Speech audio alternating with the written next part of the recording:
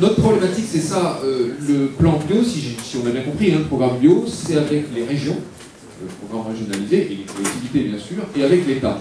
Donc, du coup, on se pose la question, nous, du régional au national, quelle politique du développement de la bio, et quelle synergie on doit trouver entre les acteurs régionaux et nationaux. Et on va commencer par l'échelon régional. Tu as le micro, Guillaume? Tu t'adresses à Benoît plutôt. Oui, j'ai bien compris. Il fonctionne pas, celui-là. Si, il doit fonctionner. Si, il fonctionne. Je lui fais confiance.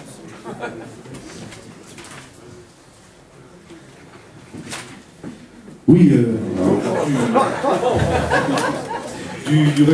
du régional au national, ça c'est une vraie thématique, parce que c'est la thématique sur laquelle nous avait incité à travailler le ministre Stéphane Le Foll lors des assises de la bio à l'agence bio au mois d'octobre 2012. Alors on a essayé de mettre ça en œuvre, et en région, pour bâtir petit à petit un vrai programme national, et il nous disait à ce moment-là d'essayer de réfléchir à comment mettre en œuvre l'agriculture biologique et son développement à travers une notion qui est la suivante, qui veut dire qu'il faut qu'on mette en lien sur les territoires, dans les régions, dans les départements, les producteurs, les transformateurs, les distributeurs et les consommateurs. Et c'est que dans ces conditions-là que l'agriculture biologique pourra se développer. Et moi j'irai plus loin, je dirais que je pense même que l'agriculture en général devrait se développer selon ce modèle-là.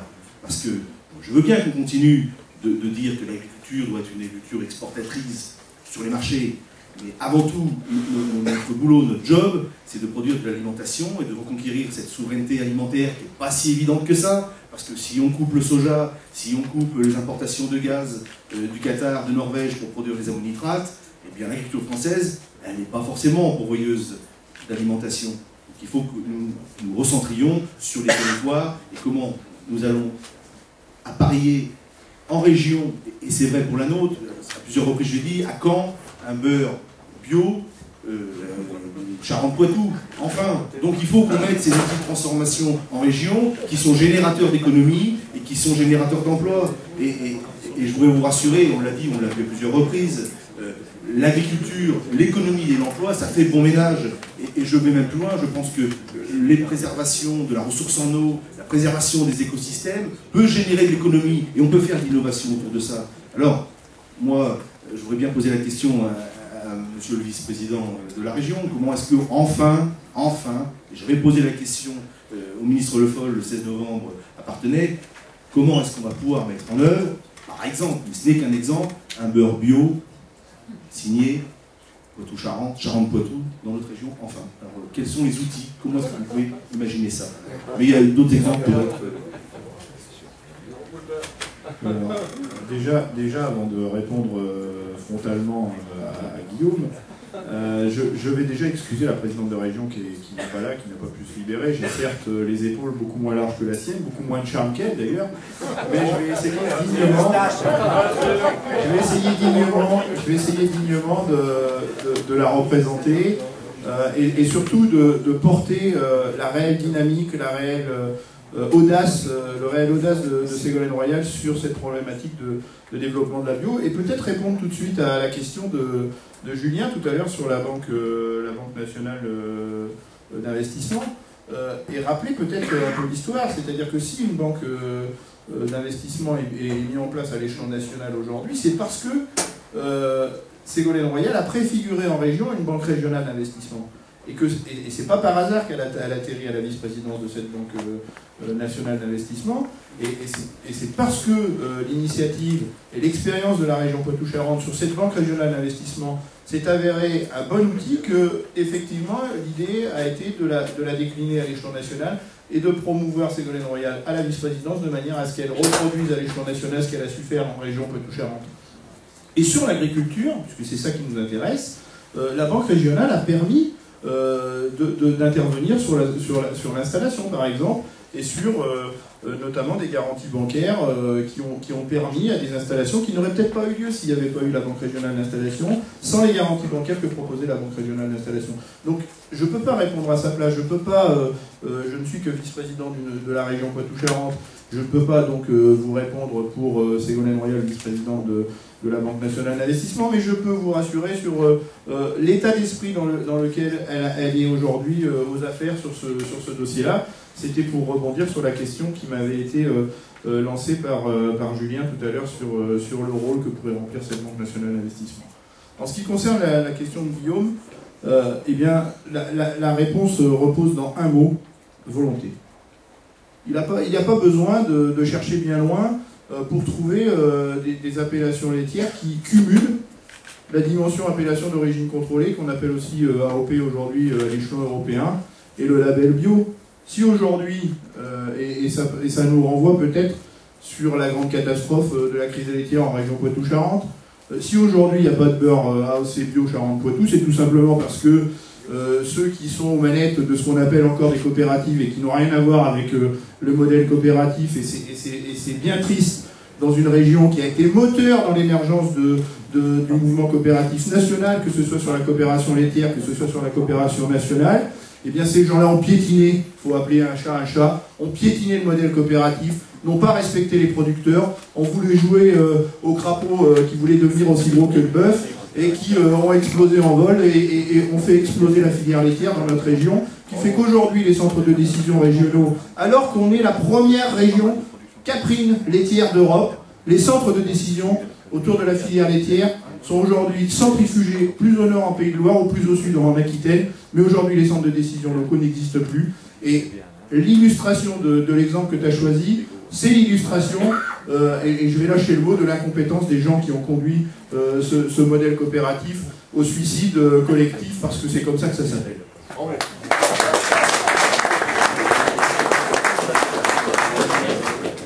Alors après, avant de continuer peut-être mon intervention, c'était rappeler à quel point la région est engagée sur le développement de l'agriculture biologique. Et l'engagement de la région, l'agriculture biologique, a démarré au départ autour de questionnements. C'est-à-dire qu'en 2004, quand Ségolène Royal, et je suis à l'aise pour en parler puisque je ne faisais pas partie de cette mandature-là, quand Ségolène arrive à la présidence de région, elle se pose la question d'intervenir dans le champ agricole, parce que l'agriculture n'est pas une compétence obligatoire des régions. En revanche, quand on est aux manettes d'une région qui a une configuration excessivement rurale, l'agriculture ne peut pas échapper à la compétence du développement économique qui, elle, est une compétence obligatoire des régions. Et donc, sur un budget de 685 millions d'euros, la région prend la décision d'engager sur ces 685 millions d'euros 11,5 millions d'euros sur le développement de l'agriculture. Une petite parenthèse sur les 685 millions d'euros, je la fais très souvent, je suis désolé pour ceux qui l'ont déjà entendu dans la salle. La PAC distribue sur cette même région Poitou-Charentes un volume financier de 660 millions d'euros, c'est-à-dire à peine moins que le budget annuel d'une région qui porte la compétence du développement économique, qui porte le développement des lycées, qui porte le développement ferroviaire. Juste la PAC, c'est à peu près le budget de la région. Et où ça devient croustillant, et on a parlé tout à l'heure du coût du modèle agricole, les coûts externes, ce qu'on appelle assez souvent les coûts externalisés de l'agriculture, et bien où ça devient croustillant, c'est quand on regarde comment sont ventilés ces 660 millions d'euros. Et on se rend compte que plus on pratique un modèle agricole qui provoque des dégâts qu'il faudra supporter par ailleurs, donc qui sont externalisés, et que les citoyens de la région Poitou-Charentes, les citoyens de la France devront un jour s'acquitter, eh bien on se rend compte que ce modèle-là est le plus grand récipiendaire des 660 millions d'euros distribués sur cette région Poitou-Charentes. Et je vous donne un chiffre, donc sur les 660 millions d'euros, les agriculteurs en touchent, les agriculteurs les plus intensifs en touchent le plus possible. Et bien par exemple le programme ressources dont on a beaucoup parlé depuis le début de cette réunion coûte à la région chaque année, rien que la région, je ne parle pas des cofinancements d'État, je ne parle pas des cofinancements européens, rien que la région doit mettre 900 000 euros chaque année pour accompagner le programme ressources et permettre de retirer des molécules, ou en tout cas d'accompagner, c'est plutôt ça, permet d'accompagner, je vais venir sur les agences de l'eau, permet d'accompagner un modèle agricole qui va éviter que des molécules migrent vers la ressource en eau, qui va éviter que des nitrates migrent vers la ressource en eau. Et pour faire ça, on est obligé d'engager, à côté des 660 millions d'euros dont je parle tout à l'heure, qui devraient plutôt accompagner un modèle vertueux, eh bien il faut engager 900 000 euros d'argent public par an pour accompagner un autre modèle agricole qui déjà et en partie récipiendaire de ces 660 millions d'euros. Donc c'est ça, c'est une des questions qu'on s'est posées. Est-ce qu'on peut continuer comme ça? Une autre question qu'on s'est posée, comment est-ce que ce modèle agricole dominant, excessivement dépendant d'une ressource dont on annonce dans les prochaines décennies qu'elle va disparaître, le pétrole. Dominique Soltner, que beaucoup d'entre vous connaissent peut-être dans la salle, qui est un éminent agronome de cette région Poitou-Charentes, nous dit une unité d'azote, c'est 2,4 litres de pétrole. Quand sur 1 hectare de maïs, vous apportez 250 unités d'azote, quand sur 1 hectare de colza, vous apportez 300 unités d'azote, vous apportez entre 600 et 1000 litres de pétrole à l'hectare, avant même d'avoir commencé à tourner la clé de votre tracteur. Et donc là, le problème de la dépendance du pétrole, moi je pose la question à ces gens qui veulent nourrir 9 milliards de personnes en 2050 en produisant toujours plus, comment est-ce que sur un modèle qui s'appuie sur le pétrole, ils vont réussir à produire de quoi nourrir 9 milliards de personnes quand il n'y aura plus de pétrole? Moi je pose la question, et c'est la question que se sont posés les élus de la région pour développer leur programme agricole. Une autre question que je mets sur la table, l'agriculture occupe aujourd'hui 70% de l'espace. C'est une valeur qu'on retrouve à l'échelon régional, à l'échelon national, à l'échelon européen, voire à l'échelon mondial. Sur ces 70% de l'espace, on pourrait espérer que ce modèle agricole qui, par ailleurs, est à l'origine de 28% des gaz à effet de serre, et ce n'est pas les tracteurs, vous l'avez compris, qui tournent dans les champs qui sont à l'origine de ces gaz à effet de serre, c'est bien sûr tous les dérivés pétroliers dont j'ai parlé tout à l'heure, 28% des gaz à effet de serre, 70% de l'espace occupé par l'agriculture. Comment est-ce qu'on peut continuer à espérer que ce modèle agricole, qui utilise aussi massivement de la chimie de synthèse sur ses surfaces, peut revenir avec ses 70% de l'espace à un modèle agricole qui va séquestrer le carbone, tout simplement pour lutter contre le changement climatique, parce que sur ce changement climatique-là, se poser la question de savoir si, avec ce changement climatique-là, ces gens qui veulent nourrir 9 milliards de personnes en 2050 auront la capacité de le faire si le changement climatique continue de s'aggraver comme il le fait. Donc voilà les questions qui ont siégé à l'élaboration d'un programme agricole régional, et ça amène les chiffres suivants, et ça amène justement un développement fort de l'agriculture biologique. C'est, par exemple, sur AgroBio Poitou-Charentes en 2004, 345 000 euros, pour arriver en 2013 à 719 000 euros, avec une marge supplémentaire entre 2010 et 2011, avec l'émergence du premier pôle de conversion bio en France, et Luc Servant est intervenu tout à l'heure pour parler des relations qui existaient, des ponts qui existaient entre AgroBio Poitou-Charentes et les chambres d'agriculture par exemple. Et bien c'est ce pôle de conversion qui le permet, et au-delà d'être le premier pôle de conversion à naître en France, c'est probablement l'un des pôles de conversion qui fonctionne le mieux aujourd'hui, parce qu'on a su y mettre les moyens, et donc il y a une marche entre 2010 et 2011 où la région a répondu présent et a accentué son accompagnement. On a parlé depuis tout à l'heure de la conversion bio, et à un moment donné, dans les accompagnements publics, il y a eu des errances, on va dire à la fin des années 2000, à l'époque où on est passé dans les CAD. Et donc la région a essayé de pallier à ces errances. C'est 800 000 euros sur une période en 2004, à partir de 2004, liée à la conversion et au soutien à l'agriculture biologique. C'est par exemple le déplafonnement des aides. On a parlé depuis tout à l'heure de la restauration au domicile. La région soutient l'opération repas bio dans les lycées et paye, compense une partie du surcoût lié à l'approvisionnement en produits bio. C'est depuis 2008, 1 070 000 euros engagés sur cette dynamique-là. Sur le soutien à la mise en place d'outils de transformation et de stockage, il a été présenté par mon ami Pascal tout à l'heure, l'émergence du silo à Saint-Jean-d'Angély, et donc de la dynamique autour de la Corab. Eh bien, au-delà du simple exemple de la Corab, depuis 2008, le soutien à la mise en place d'outils de transformation et de stockage en région Poitou-Charentes, c'est 1 115 000 euros. Et l'engagement de la région sur la période 2005-2012, c'est 8 505 000 euros exclusivement dédiés à l'agriculture biologique. Et je vous rappelle qu'on essaie de faire ça avec un budget contraint de 685 millions d'euros, alors qu'à côté de nous fonctionne une enveloppe publique nettement plus importante, qui est de 660 millions d'euros.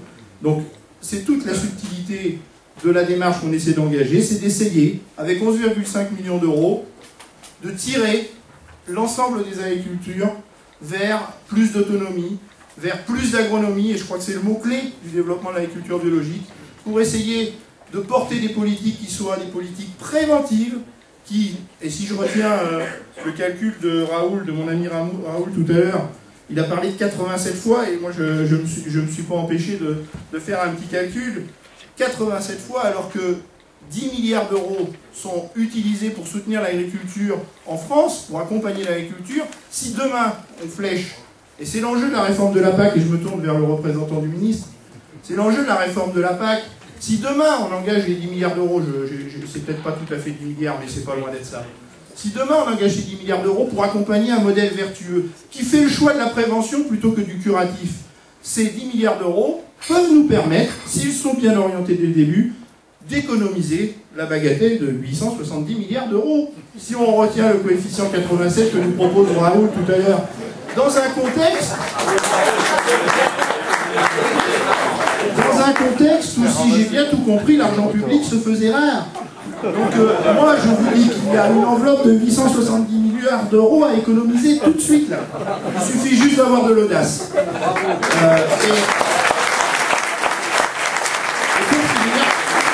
Pour finir, parce que je suis intarissable sur le sujet et vous allez en avoir marre, pour finir, et finir peut-être sur cette dimension d'audace, sur cette dimension de...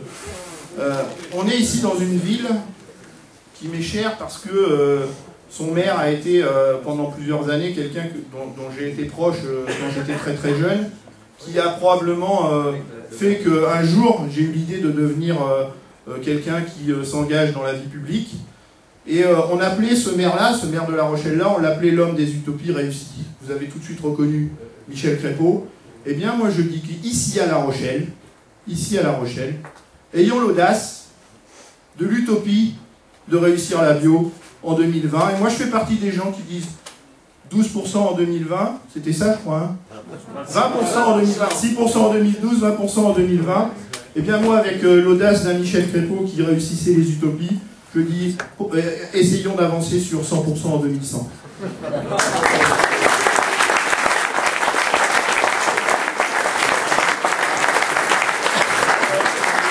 Merci Benoît. Alors on ne sait toujours pas si le beurre va... Je suis. Bon, en tout cas on sera attentif. Stéphanie, c'est à toi. Je crois que tu as quelques distributions à faire au représentant de M. Foll.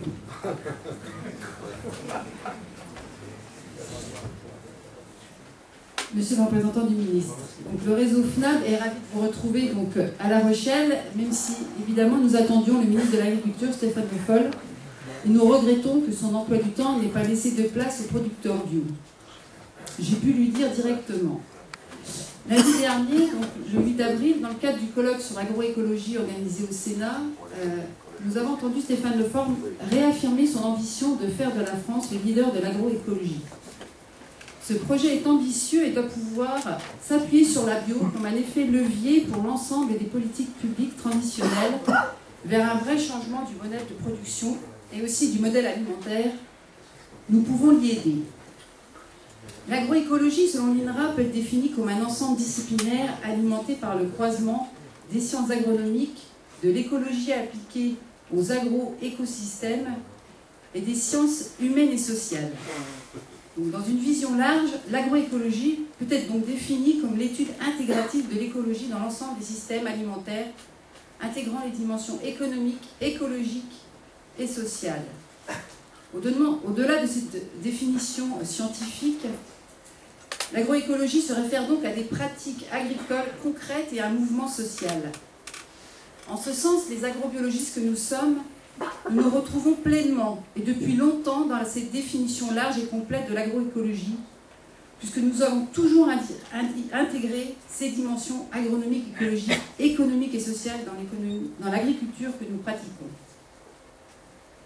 Fort de nos expériences, nous venons concrètement d'en faire l'illustration au cours de cet après-midi, désireux de les partager avec d'autres agriculteurs, toujours plus nombreux à se soucier des problématiques sociétales, pourquoi pas au sein des GIE, conscients qu'il faut être dans une démarche de progrès continu, mais aussi parce que nous souhaitons être véritablement partie prenante de la construction de l'agriculture et de la société de demain. Voici pour nous les enjeux majeurs auxquels il faudra répondre au cours de cette année 2013, année décisive pour nous, puisque c'est l'année de la programmation Ambition Bio 2017, de la loi d'avenir agricole et de la PAC renouvelée. Sur les dimensions agronomiques de l'agroécologie, pour illustrer cette dimension, nous offrons à Stéphane Le Foll un bouquet d'épis de blé de population. Blé sélectionné et cultivé par 15 paysans bio des Pays de la Loire et notamment par Florent Mercier du Maine-et-Loire qui fait un travail remarquable dans ce domaine.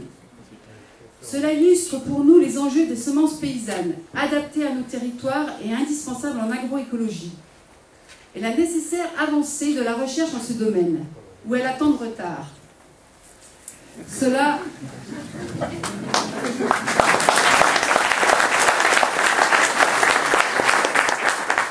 devra se traduire par une nouvelle relation entre ceux qui savent et ceux qui appliquent, dans un véritable processus implicatif. On aurait pu aussi vous offrir, pour les productions animales, des semences de mâles reproducteurs non certifiés. Mais c'était plus compliqué à obtenir. Il n'en reste pas moins que les producteurs bio ont toujours su sélectionner leurs animaux et leurs végétaux en fonction de leurs contraintes et des conditions pédoclimatiques spécifiques. Il ne faut pas remettre en cause cette capacité d'adaptation et de résilience essentielle, ni imposer des taxes pour des recherches dont ils ne bénéficieront pas.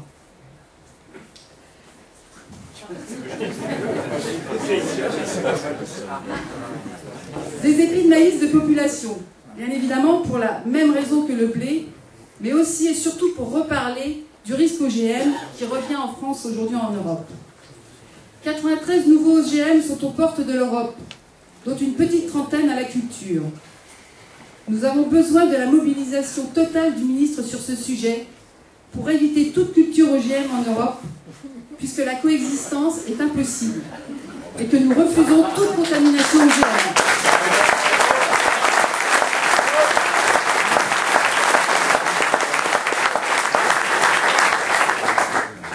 Parce que toute cette biodiversité, toutes ces graines ne peuvent pousser que sur un sol vivant et préservé, il nous faut absolument garder toutes les terres agricoles disponibles.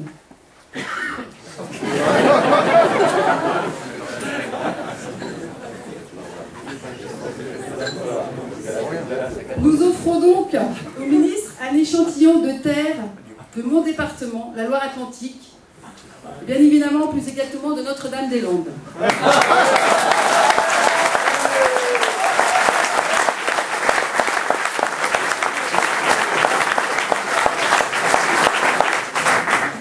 Nous lui proposons de transformer la zone d'aménagement différé, devenue zone à défendre, en zone agrobiologique, agroécologique à développer. Il faudra pour cela s'appuyer sur le collectif d'organisations agricoles, Copain, pour construire un nouveau modèle alimentaire et approvisionner l'agglomération nantaise en produits bio de proximité.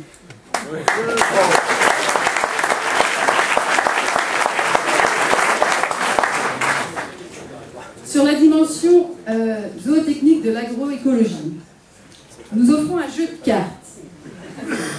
Parce que les producteurs bio qui ne sont pas tristes aiment bien jouer. Enfin, c'est un jeu de cartes un peu particulier, qui s'appelle Opsamine, et qui permet d'observer différemment ces animaux et de repérer les déséquilibres alimentaires éventuels.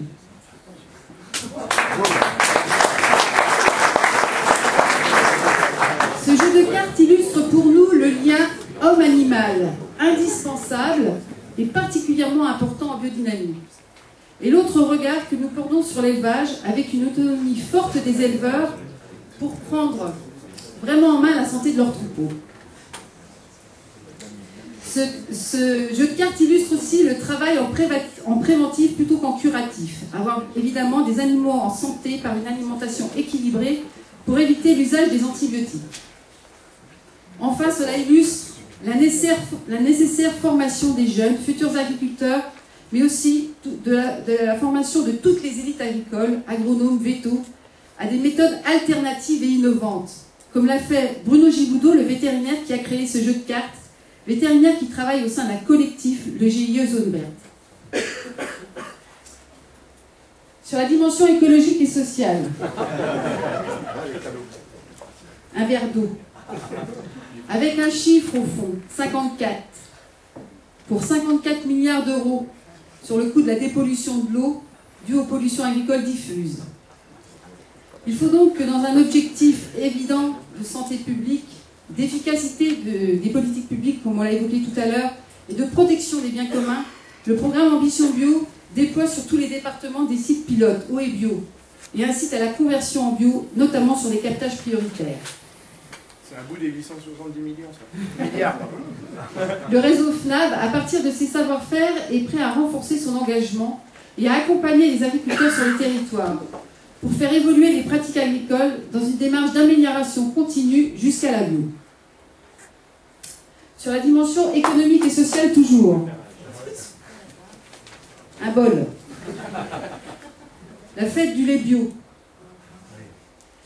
Ce bol qui est proposé aux consommateurs lors des petits déjeuners organisés sur des fermes bio. Cette action de promotion de l'agriculture biologique et d'explication des pratiques bio au grand public, initiative d'abord portée par la Bretagne, est devenue une action collective du réseau FNAB, avec cette année une dizaine de régions mobilisées.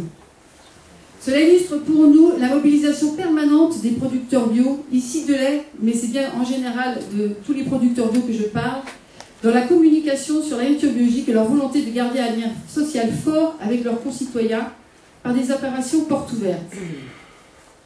Malgré les demandes répétées de la FNAB d'avoir un financement conséquent de cette action à l'Interpro laitière, le CNIEL, le financement accordé cette année n'est que de 20 000 € sur les 600 000 € de contributions volontaires obligatoires payées par les producteurs laitiers bio. Ce bol illustre donc aussi pour nous la volonté des producteurs bio de changer la gouvernance de l'agriculture avec une présence indispensable de la société civile. Les producteurs bio souhaitent que les CVO qu'ils payent servent à construire des actions de communication et de développement des filières qui leur ressemblent.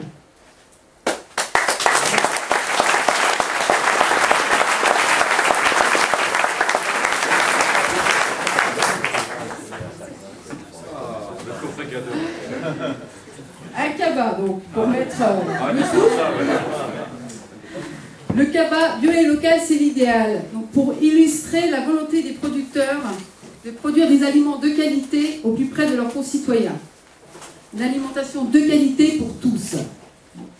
C'est de l'économie réelle, au cœur des territoires, avec des emplois non délocalisables. Il faut pour cela des outils de transformation adaptés aux spécificités de l'agriculture biologique. Des relations partenariales entre producteurs et transformateurs, avec une vraie écoute des problématiques de chacun et une relation commerciale équitable jusqu'aux consommateurs. Il faut construire une nouvelle économie sociale et solidaire pour ne pas reproduire les dérives d'un système agroalimentaire qu'on connaît aujourd'hui. Ces dérives en termes de gouvernance économique des filières qui finissent par créer des scandales sanitaires ou des tromperies graves pour les consommateurs. L'économie de la bio se veut à taille humaine. Ce GABA illustre aussi la nécessité de donner une nouvelle dimension politique à l'approvisionnement en restauration collective dans le cadre du programme Ambition Bio. Un objectif de 20% de bio en restauration collective d'État donnera un signe extrêmement fort et positif pour les acteurs et créera une dynamique collective qui bénéficiera à tous.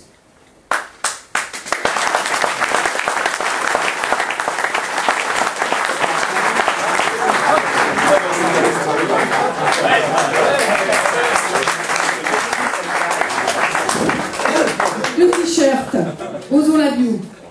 T-shirt qu'on a utilisé lors de notre campagne l'année dernière. Donc ce t-shirt, pour que le ministre ose la bio, bien évidemment, mais ça nous n'en doutons pas. Mais aussi pour qu'il ose le réseau des paysans bio, le réseau FNAB. Dans le cadre du nouveau PNDA, la FNAB et son réseau demandent la reconnaissance de tête de réseau du développement spécifique sur l'agriculture biologique. Nous sommes prêts à soutenir en réseau le programme Ambition Bio de la mandature dans le cadre d'une programmation pluriannuelle CASDAR explicite sur le développement de la bio et engageant tous les réseaux concernés. il faudra aussi bien évidemment avoir des pôles conversion pour mettre en œuvre cette programmation partout sur le territoire. Les crédits d'animation bio doivent aussi être maintenus en 2013 dans le cadre d'une fongibilité des lignes et en 2014 pour structurer la capacité d'action du réseau FNAV pour la mise en œuvre du programme de la mandature. Enfin et surtout, il faudra oser la bio dans la nouvelle PAC à venir. C'est l'un des outils essentiels du changement.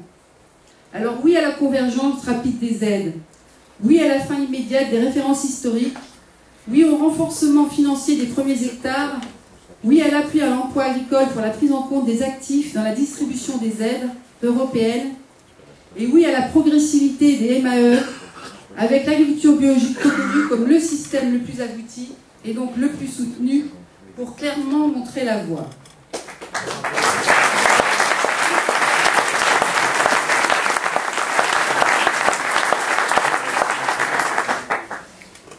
Tous ces symboles sont forts de sens et forts des valeurs que nous portons. Je suis sûre que je pourrai rapidement les remettre personnellement au ministre. Oui, monsieur le représentant du ministre, le produire autrement, c'est maintenant. Maintenant pour l'emploi, maintenant pour les ressources, maintenant pour l'économie relocalisée, pour la santé des territoires et des hommes, pour la qualité des eaux, pour la souveraineté alimentaire des pays du Nord et du Sud. C'est maintenant avec la mise en cohérence de l'ensemble des politiques publiques par un comité interministériel. Nous sommes prêts à relever ce défi d'être le fer de lance de l'agroécologie. Est-ce que le ministre Stéphane Le Foll est prêt à nous soutenir dans cette démarche ?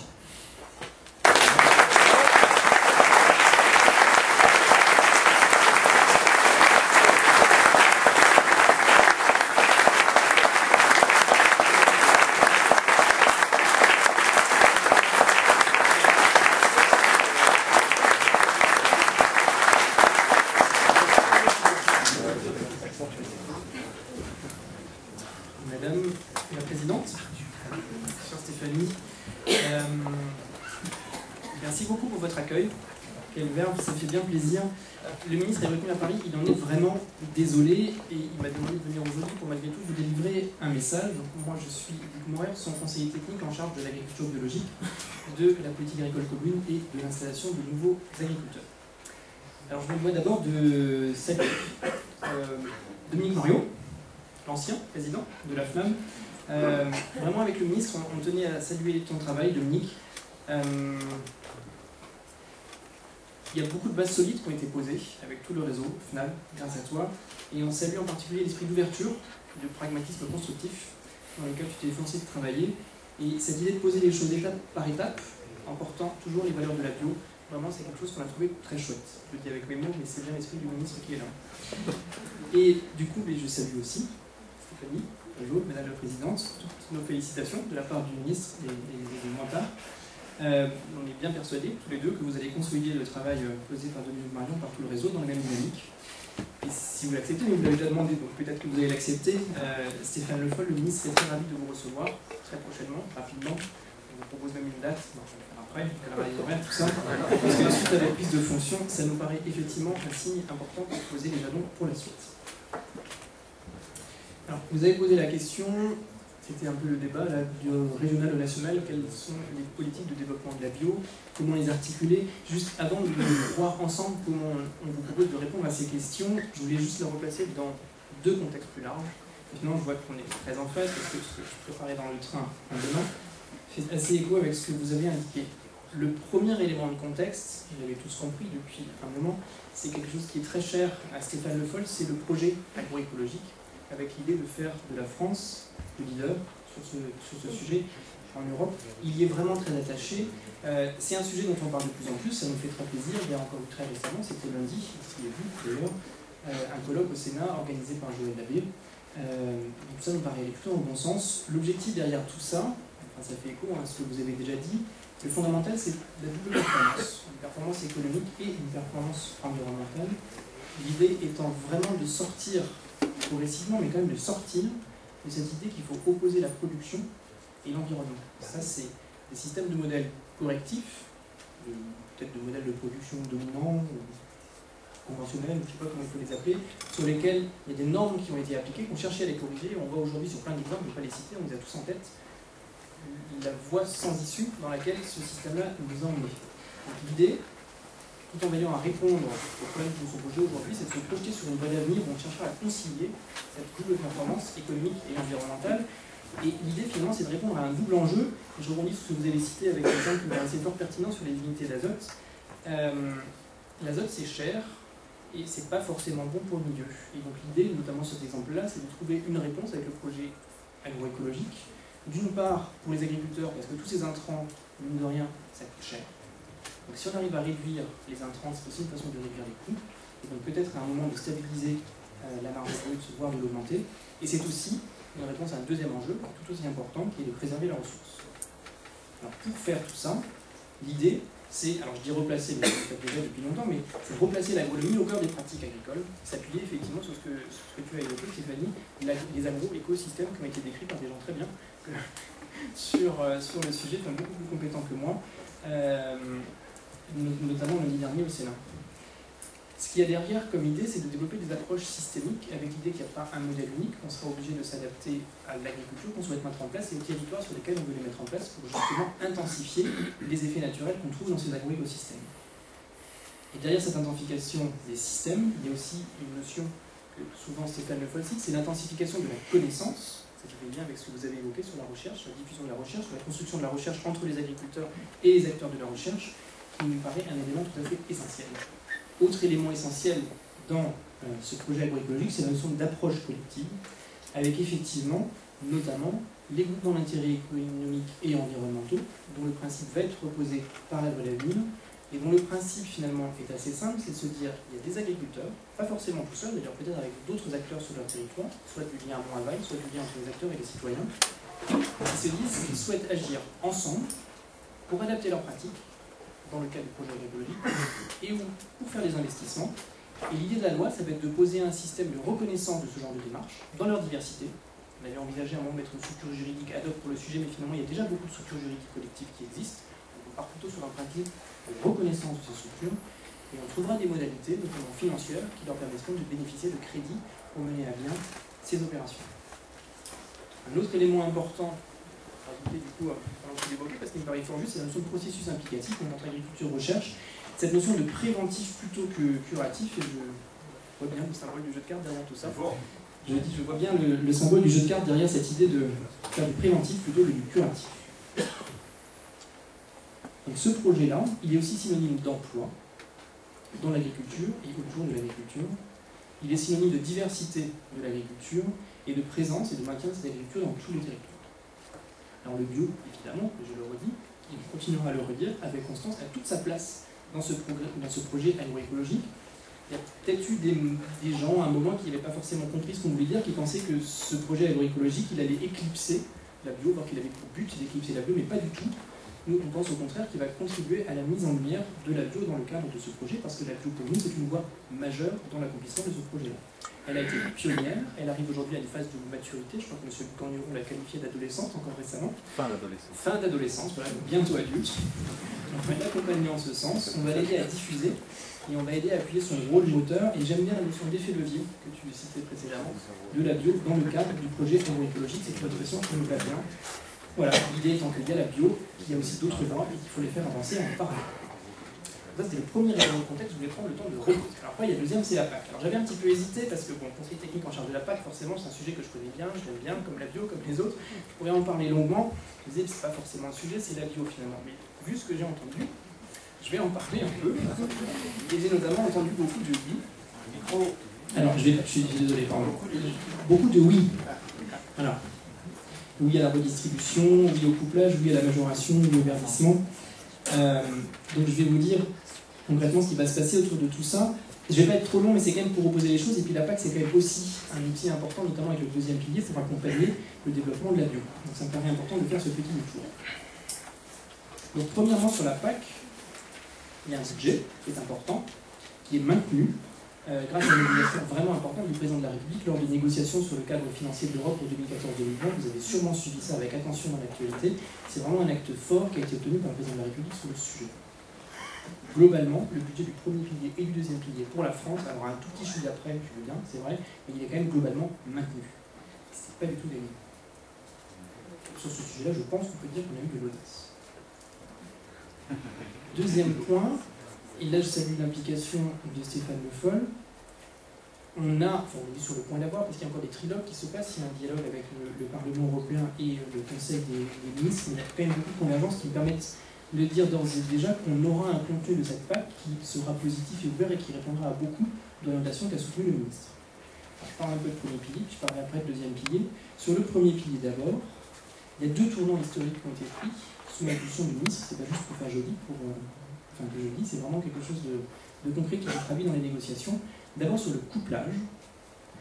Le couplage, il y a une série d'États membres qui pensaient que ce n'était pas forcément la bonne idée, qui allaient plutôt sur la voie de l'uniformisation des soutiens, dans une logique assez libérale, je dois bien le dire.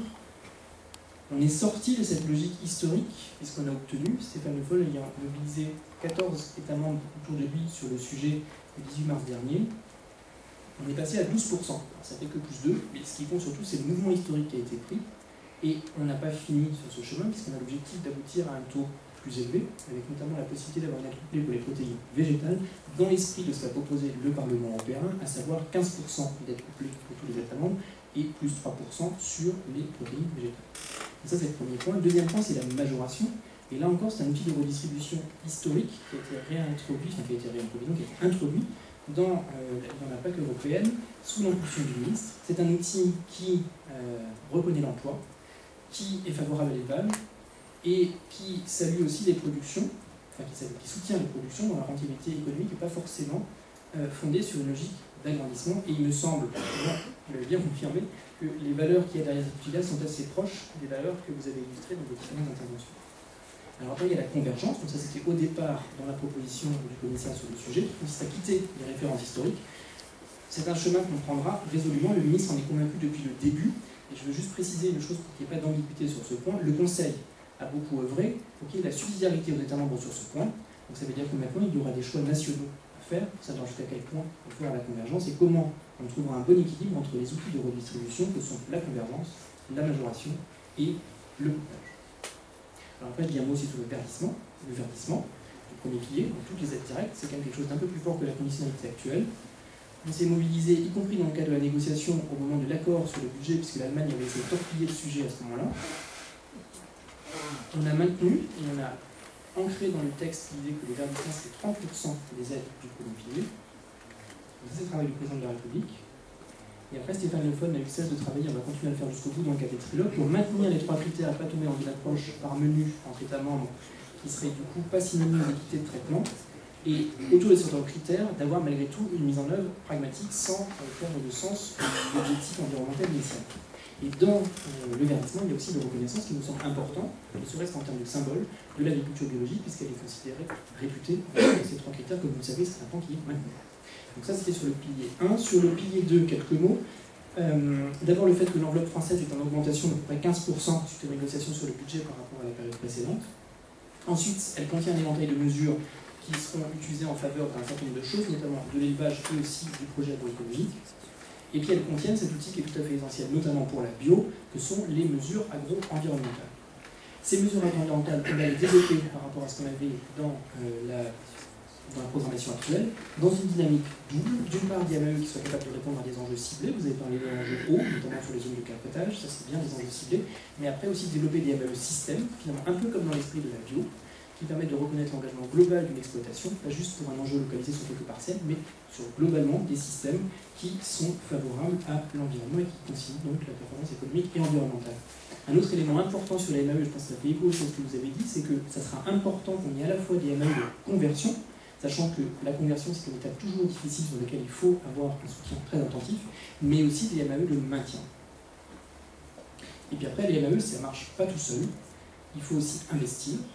Il faut aussi avoir des outils de formation, de conseil et d'animation pour favoriser la souscription des MAE et accompagner les systèmes dans leur transition.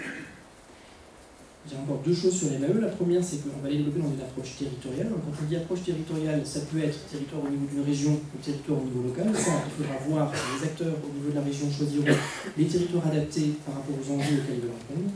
On pourra par exemple continuer à faire des MAE sur les captages il y a un intérêt tout particulier, il est vrai, vous avez raison de le souligner, je vais le reprendre, de la conversion en bio sur les zones de captage, et notamment le travail que j'ai fait sur les sites pilotes avec les agences de l'eau, mérite d'être renforcé. Donc tout ça se passera dans un contexte de régionalisation que vous avez oublié, parce que ça me paraît tout à fait naturel de donner la main aux régions sur la programmation du FEADER demain. On est persuadé qu'elles sont en pleine capacité pour le faire. Elles le feront dans un cadre national pour un certain nombre de mesures, notamment pour les mesures agro-environnementales. Ce cadre national, il prévoira notamment le contenu de ces mesures, la nécessité de mobiliser du FEADER sur ces mesures, parce que si on veut agir sur ces orientations stratégiques, il faut mettre de l'argent, et aussi l'obligation de cofinancer des crédits, notamment du ministère de l'Agriculture, qui viendront sur le sujet. Donc la bio, elle a vraiment toute sa place dans cette logique de MAE, c'est une logique de calcul de surcoût et de manque à gagner.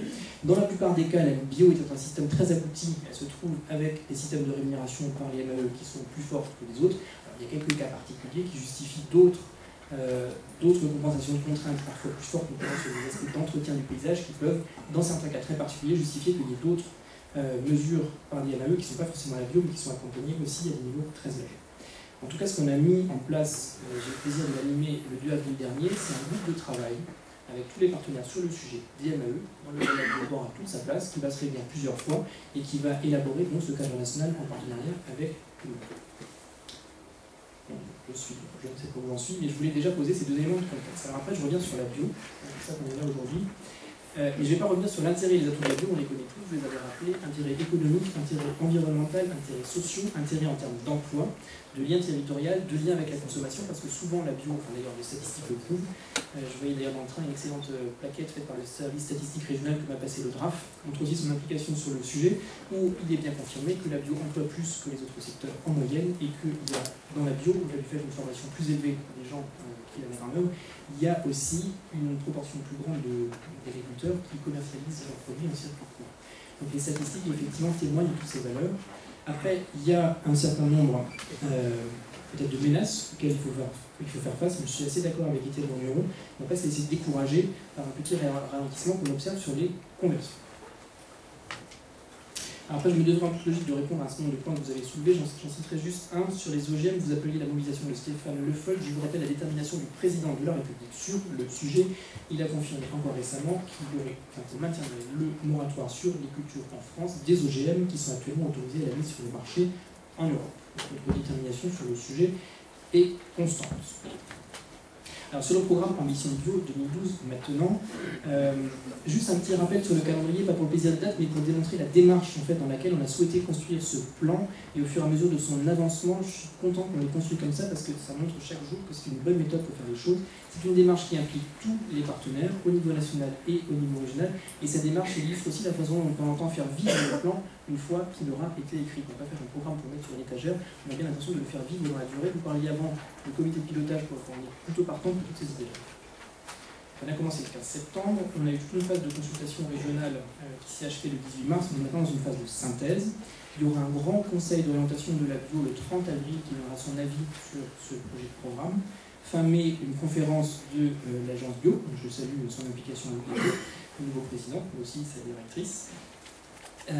L'idée sera de diffuser un document court à cette occasion, et fin juin, on aura un document plus complet, avec une idée notamment qui nous paraît importante, qui nous a été soufflée par des gens sans doute très avisés, d'avoir l'engagement de plusieurs ministres dans ce document. Je vais détailler un peu ces éléments. Alors, le développement de la production est un premier axe fort. Je n'y reviens pas trop en détail sur les outils. L'IMAE, on en a parlé. Il y a aussi d'autres interventions qui sont importantes. Je cite par exemple, parce que ça me paraissait utile, des autres outils qui sont mis en place souvent par les collectivités, notamment en termes de garantie bancaire pour accompagner les producteurs. C'est des outils qui me paraissent tout à fait utiles. On a parlé aussi de l'enjeu fort pour que les terres exploitées en bio le restent. Et là aussi, il y a souvent des initiatives des collectivités. Vous en avez cité une en Poitou-Charentes qui me paraissent mériter d'être saluées. Et tout ce développement de la production devra aboutir à l'objectif qu'on s'est fixé dans la feuille de route pour la transition écologique au niveau du gouvernement, de doubler la production entre ce qu'on a observé fin 2012 et ce qu'on espère observer fin 2017, parce qu'on s'emploiera à observer. Ensuite, il y a un enjeu important de structuration des filières, notamment dans un certain nombre de cas où le développement de la bio mérite encore d'être renforcé, par exemple les grandes cultures et tout particulièrement les protéines végétales. Donc là, il y a des actions qu'on continuera avec, notamment le fonds à venir, qu'on va renforcer.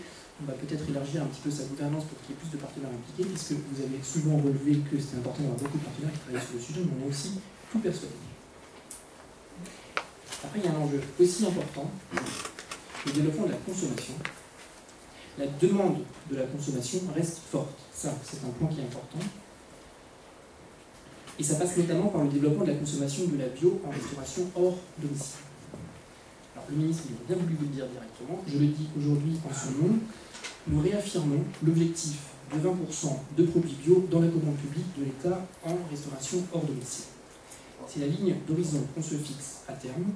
Et pour l'atteindre, dans le programme national, on va essayer ensemble de trouver tous les moyens. J'en cite quelques-uns qu'on a commencé à voir ensemble, il faudra les creuser. Il y a une question de faciliter la commande publique, parce que ce n'est pas forcément le code des marchés publics national et européen qui empêche les choses, mais c'est des fois la façon dont on le mobilise. Il y a une question de formation des différents acteurs qui sont impliqués dans la gestion de la commande publique, notamment les gestionnaires, mais aussi les chefs cuisiniers. Et après, il y a tout un enjeu à sensibiliser les différents acteurs de l'État. Et on a quand même déjà un certain nombre d'expériences concrètes à valoriser. Simplement, il faudrait qu'on arrive à les diffuser et à les multiplier. Et sur ce point en particulier, on va mobiliser d'autres ministères. Et on pense notamment à travailler avec la santé pour développer l'introduction de la bio dans la RHD des hôpitaux. Et après, il y a aussi déjà, et on le renforcera, l'implication des collectivités.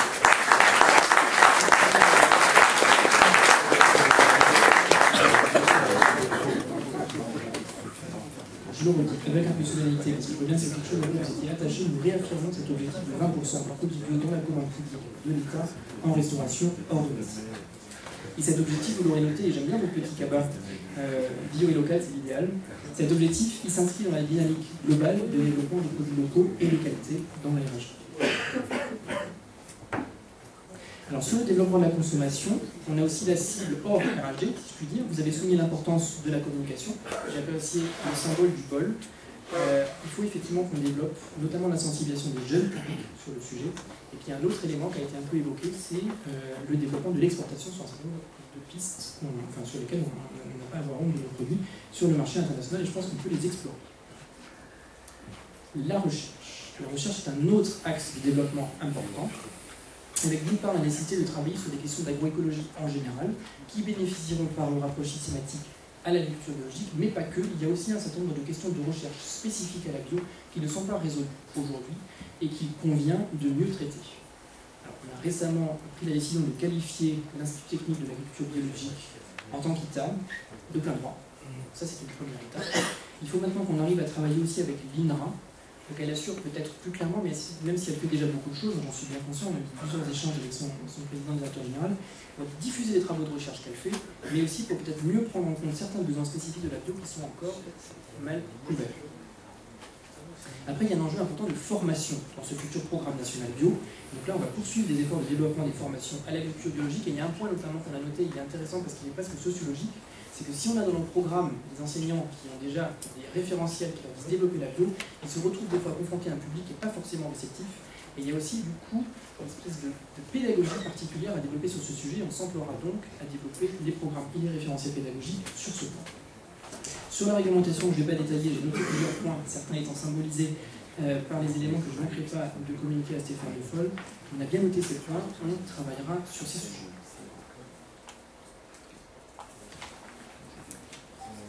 Donc ça, c'est sur les différents éléments de contenu du plan.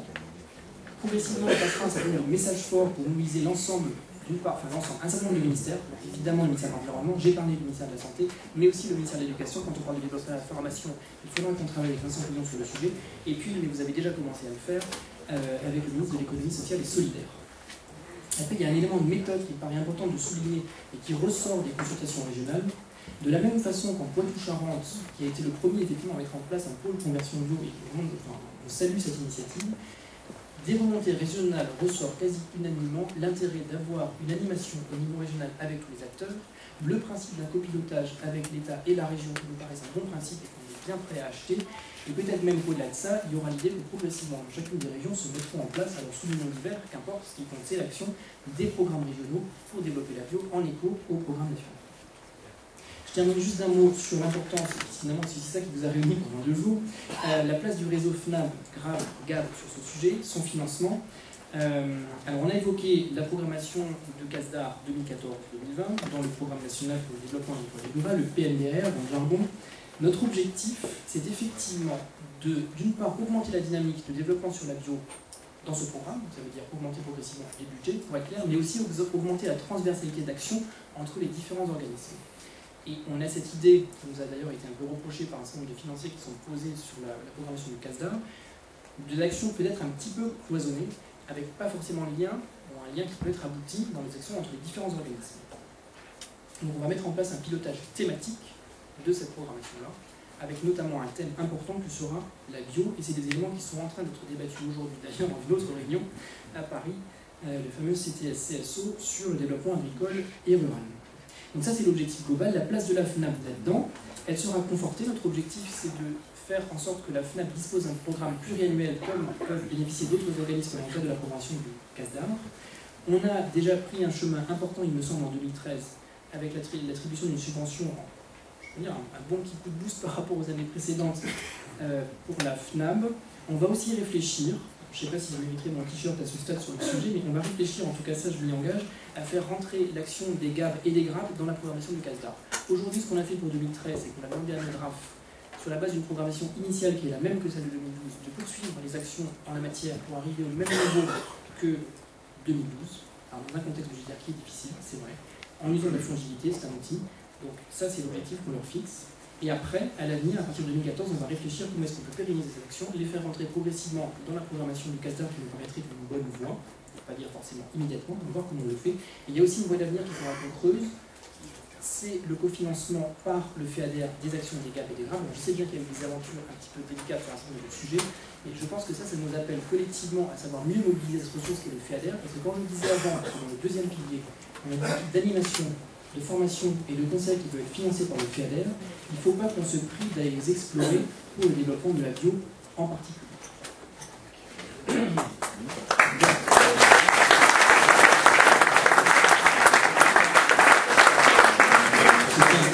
C'est ça. Donc, juste en conclusion, j'espère avoir posé un certain nombre de jalons. Je pense que tout ça témoigne d'un engagement fort et constant du ministre sur le sujet. Vous voyez que progressivement, on complète la ligne d'horizon qu'on s'est fixée initialement. Juste le message que je vous donne en final, c'est que l'idée de mobilisation de tous les partenaires au niveau national et au niveau régional me paraît important. Et donc nous sommes appelés à nous revoir régulièrement sur ce sujet. Pour ma part, ça sera avec beaucoup de plaisir. Donc oui, pour répondre à votre dernière question, avec Stéphane Le Foll, nous soutenons le développement de l'agriculture biologique. Et donc j'espère vous revoir, mais je suis sûr que je vous reverrai tous bientôt. Merci.